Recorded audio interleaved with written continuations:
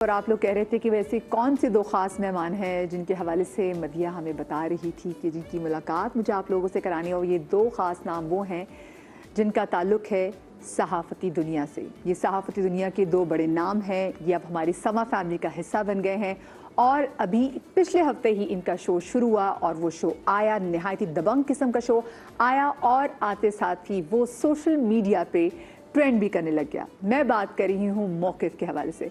मौक़िफ़ आया और मौक़िफ़ ने आते साथ ही पहले दिन से ही अपनी बड़ी ज़बरदस्त तरीके से शनाख्त छोड़ दी, और क्यों ना शनाख्त छोड़ती जिस शो में हमारी जर्नलिस्ट की जो इंडस्ट्री है उसके दो बड़े नाम, मारूफ कॉलम निगार और सीनियर सहाफ़ी जावेद चौधरी साहब और साथ में तहकीकाती सहाफ़ी अब्दुल सत्तार खान साहब इस शो में मौजूद हैं। वो इस की मेज़बानी कर रहे हैं और ये शो जनाब जुमेरात, जुम्मा और हफ्ते की रात 11 बजे होगा। ये दोनों हमारे ख़ास मेहमान हमारे साथ मौजूद भी हैं, इनको हम कहते हैं खुश आमदीद। अस्सलाम वालेकुम चौधरी साहब एंड अस्सलाम वालेकुम खान साहब, गुड मॉर्निंग टू यू। जी वालेकुम सलाम। जी, बहुत मेहरबानी, बहुत शुक्रिया आपका। चौधरी साहब मुझे पहले बताएं चौधरी साहब, आप लोगों को, क्योंकि आप लोग करते हैं लेट नाइट शो, तो आप लोगों को अगर सुबह हमने जल्दी बुला लिया तो आप लोगों को कोई प्रॉब्लम तो नहीं हुई ना सुबह उठने में? नहीं नहीं नहीं, कतन नहीं, मैं जल्दी उठ जाता हूँ जी। ज़बरदस्त। चौधरी साहब आपको, खान साहब आपको हम बड़े दिल की गहराइयों से अपने इस चैनल में खुश आमदीद कहते हैं, और मुझे ये बताएं ये जो मौक़िफ़ जो शो आया है नया, इसके पीछे क्या कॉन्सेप्ट आप लोगों ने राइटिंग की है? ये आप मुझसे पूछ रही हैं अस्तार साहब से? बिल्कुल बिल्कुल, मैं चौधरी साहब आपसे पूछी क्योंकि यूजुअली हमने आपको सोलो शो करते हुए देखा है, तो आप शो करना जिसमें आपको स्क्रीन शेयर करना सर, वो कैसा एक्सपीरियंस रहा ये बताएं।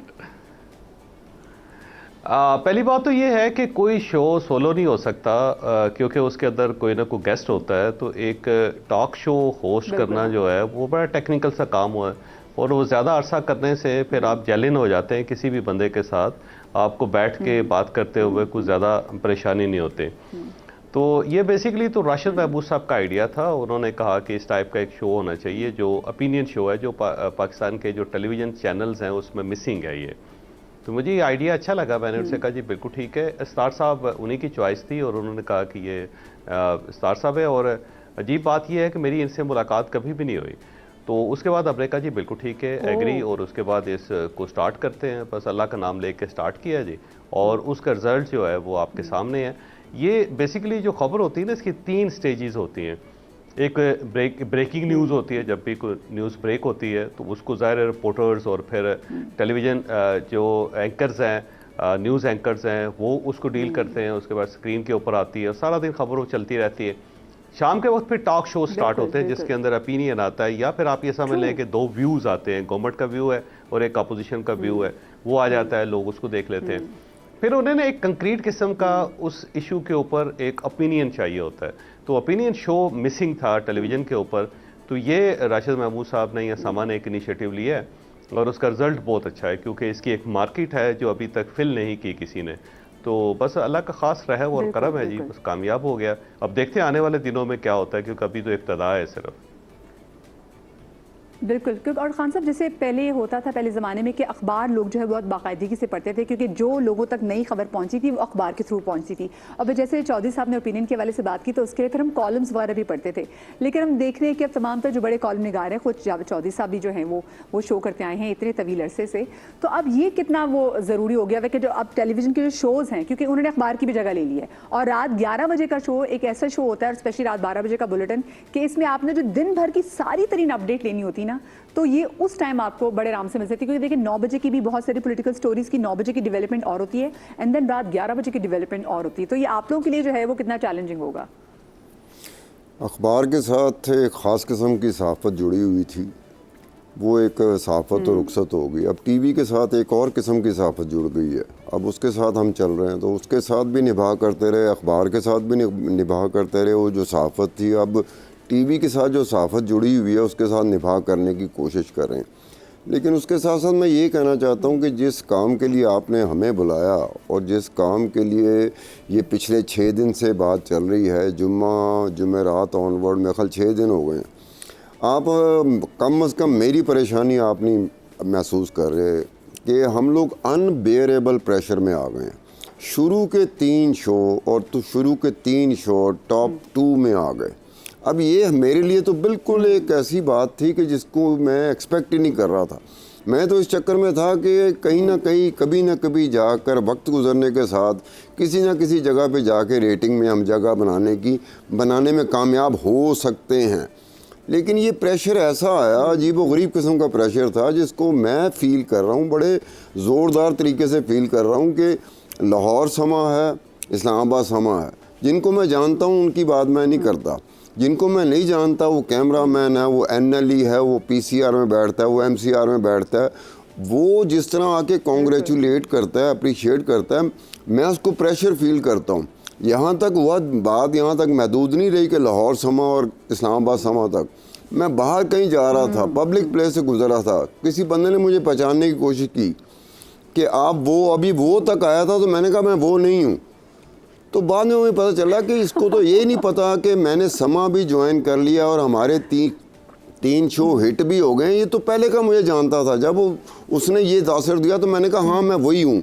तो अब इस प्रेशर को आप देखें कि ये प्रेशर जो है ना, ये वो उस प्रेशर से जब आपकी रेटिंग ना आ रही हो, वो एक और तरह का प्रेशर होता है। रेटिंग आ जाना और शुरू के 3 शो वो जिस तरह से ये ऊपर गए हैं, मुझे तो ऐसे लगता है कि मुझे आइसोलेशन में जाना पड़ेगा। अब चौधरी साहब इस पे एग्री करते हैं कि नहीं करते, ये बड़ा मुश्किल होता है। अब ये जिनका राशिद साहब का जिक्र किया, डायरेक्टर न्यूज़ प्रोग्रामिंग, अब डायरेक्टर न्यूज़ प्रोग्रामिंग राशिद साहब ने ये लोचा तला। वो लोचा ऐसा तला कि जब पहले दिन रेटिंग आई है तो जुम्मे वाले दिन दोपहर को मुझे राशिद साहब ने कहा कि सत्तार खान तुम लोगों का शो तो नंबर 1 शो है। तो फ़ौरन से पहले इंस्टेंटली मैंने राशिद साहब को कहा मैं कि ये डिस्क्लोज़ मत करना, ये अपने तक रखना। तो मैंने एक रऊफ़ क्लासरा हमारा एंकर दोस्त है, एक मेरा उस्मान दोस्त है, मैंने दोनों को मैसेज कर दिया और साथ ताकीद की। क्यों बोला वैसे खान साहब, मुझे बताइए, आप लोगों को नजर ना लग जाए, आपने नजर ना लग जाने के पर्सपेक्टिव से कहा आपने, क्यों? या फिर आप लोगों को यकीन नहीं था आपने कि अभी ये बात आगे ना बढ़ाओ?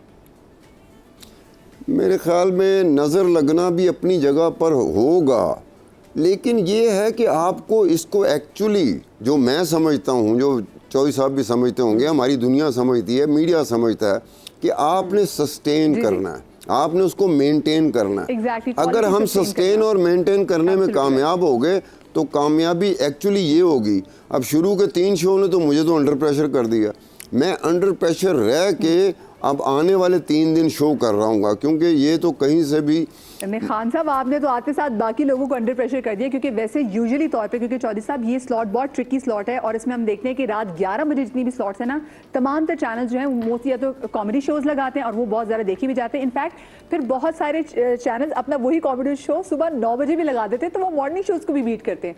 और ऐसे टाइम में आके उन शोज़ को बीट करना, देखिए आपने तो बहुत ऐसे अप्स एंड डाउन्स देखे भी हुए हैं, कहीं शो बहुत ज़्यादा पीक पे जाता है, then there comes a time कि जब शो की वो रेटिंग नहीं आ रही होती। तो आपने उस प्रेशर को कैसे लिया चौधरी साहब?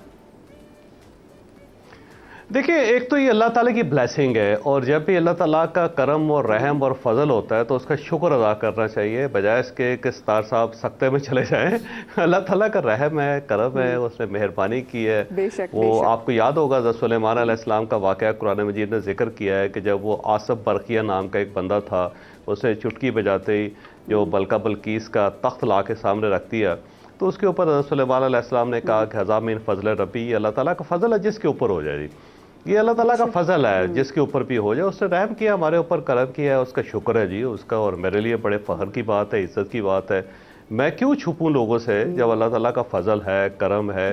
कोई मसला नहीं, पहले काम करते रहे हैं, ये भी किया है, इसे आगे भी करें जी, क्या फ़र्क पड़ता है। और ये किसी भी जगह पे याद रखिएगा कि जब कोई आदमी जाए तो पता लगना चाहिए कि गया है कोई शख्स, और किसी जगह को आए तो पता लगना चाहिए कि कोई शख्स आया है। ये अल्लाह ताला की खास ब्लेसिंग और करम होता है जी, इसके ऊपर जितना भी शुक्र अदा करें उतना अच्छा। तो तुसी छाना भी तो है ना।